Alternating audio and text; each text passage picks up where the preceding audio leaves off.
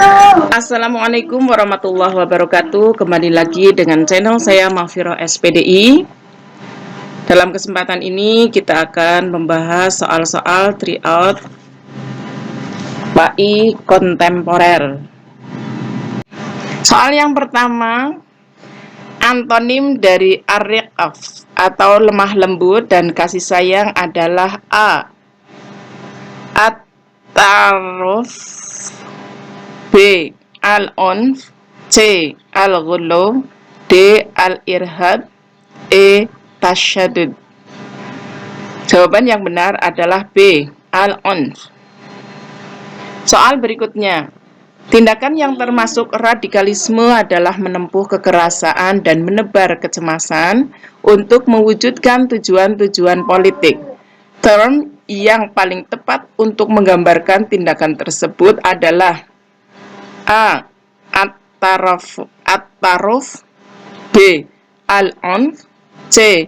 Al-ghulu, D. Al-irhab, E. Tasyadud. Jawaban yang benar adalah D. Al-irhab.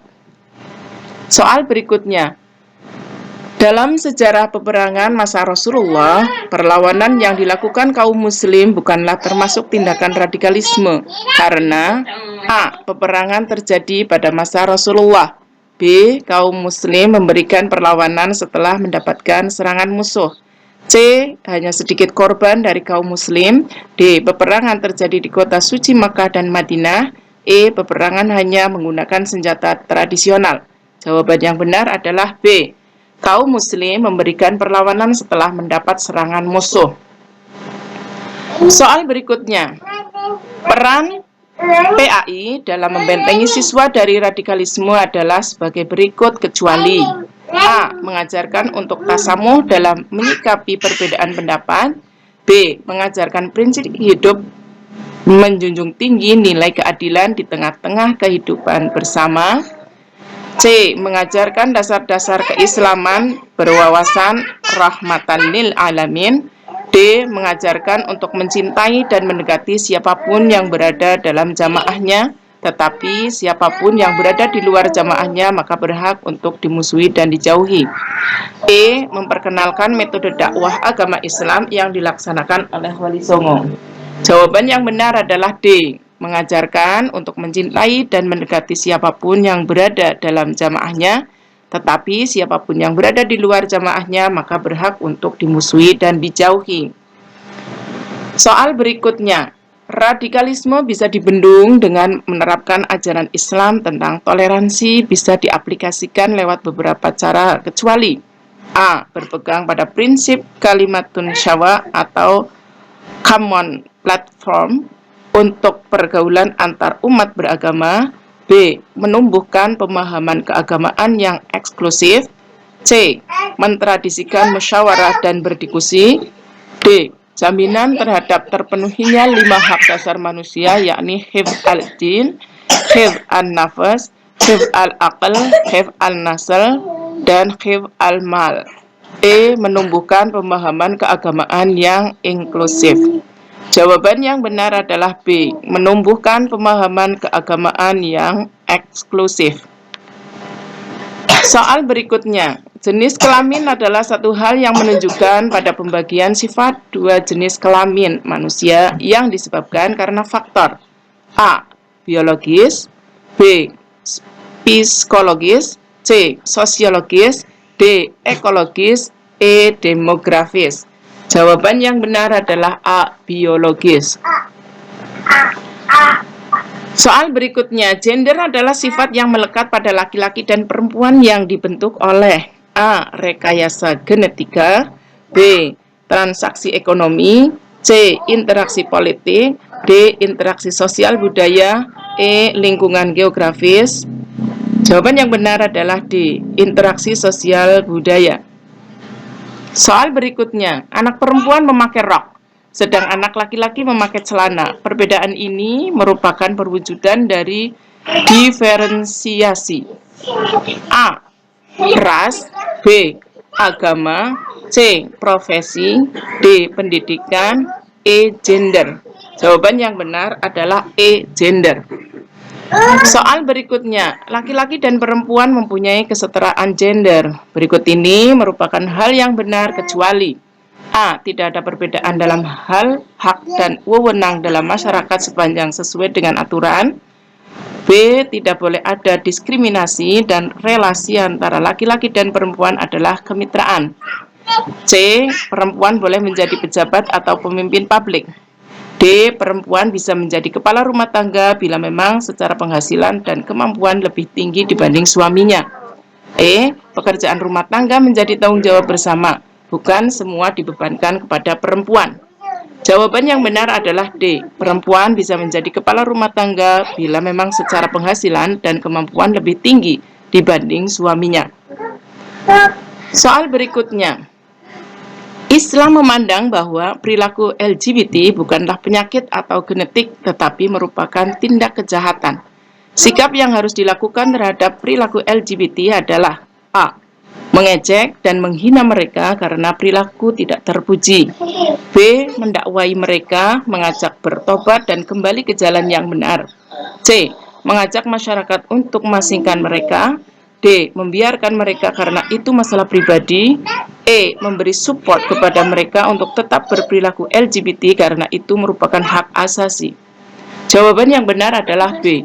Mendakwai mereka, mengajak bertaubat dan kembali ke jalan yang benar.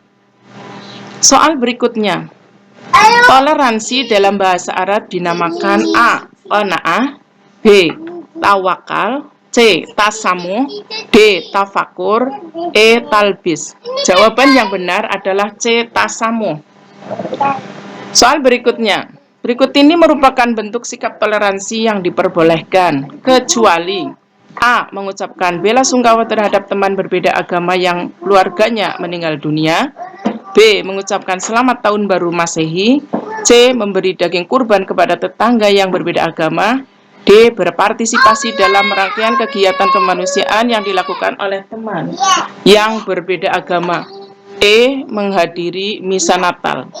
Jawaban yang benar adalah E. Menghadiri misa Natal. Soal berikutnya. Islam mengajarkan umatnya bersikap terhadap perbedaan keyakinan. Sikap yang harus ditunjukkan terhadap perbedaan agama dan keyakinan adalah A. Turut beribadah menurut agama dan kepercayaan orang lain. B. Menghormati dan menghargai perbedaan yang ada. C. Memaksa orang lain mengikuti agama kita. D. Mengejek dan menjelek-jelekan keyakinan orang lain. E. Mengganggu dan menghalangi orang lain menjalankan ajaran agamanya. Jawaban yang benar adalah B. Menghormati dan menghargai perbedaan yang ada. Soal berikutnya, saat ini sering terjadi nikah beda agama. Dalam perspektif Islam berikut ini, yang benar adalah A. Pernikahan beda agama adalah hal yang biasa dan dibenarkan agama, asal suka sama suka. B. Pernikahan antar agama sah secara agama, asal laki-laki muslim dan akad nikah diselenggarakan secara Islam. C. Pernikahan antar agama sah secara agama meskipun laki-laki non-muslim dan pernikahan dilakukan secara agama lain. D. Pernikahan antar agama merupakan suatu yang tidak bisa dihindarkan dalam era keterbukaan saat ini, tidak harus melihat syariatnya. E. Pernikahan antar agama sah secara agama bila direstui oleh orang tua dan pejabat negara.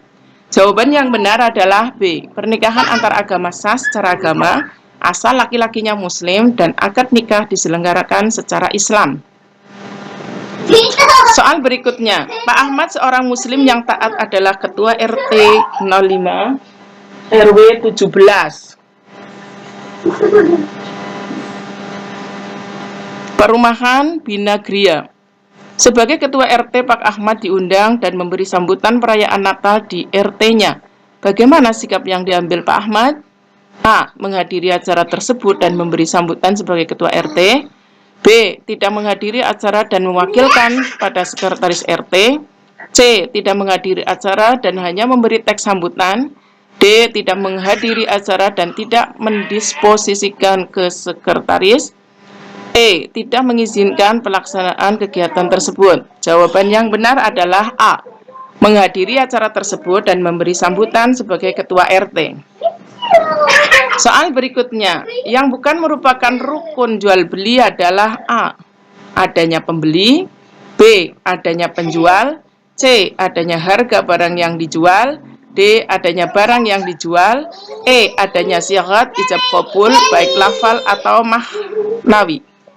Jawaban yang benar adalah C. Adanya harga barang yang dijual. Soal berikutnya, hal yang membedakan antara transaksi modern dengan transaksi tradisional adalah A. Jual beli transaksi tidak perlu memenuhi rukun jual beli. B.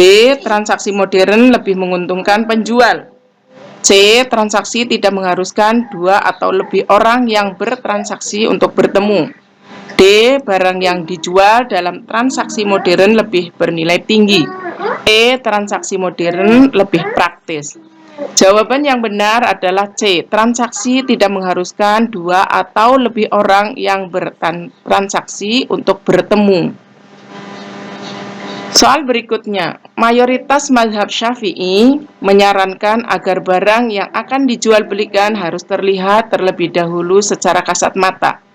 Namun ini merupakan bentuk ikhtiyat.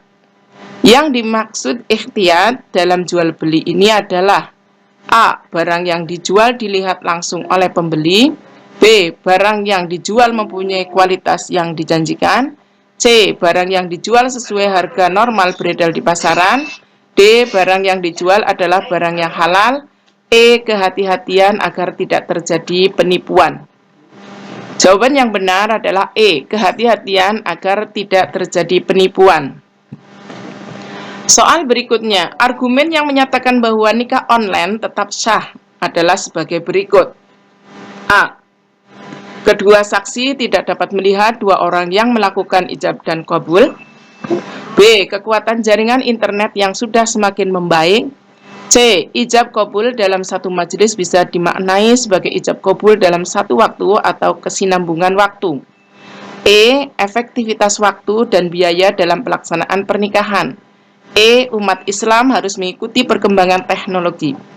Jawaban yang benar adalah C. Ijab qabul dalam satu majelis bisa dimaknai sebagai ijab qabul dalam satu waktu atau kesinambungan waktu.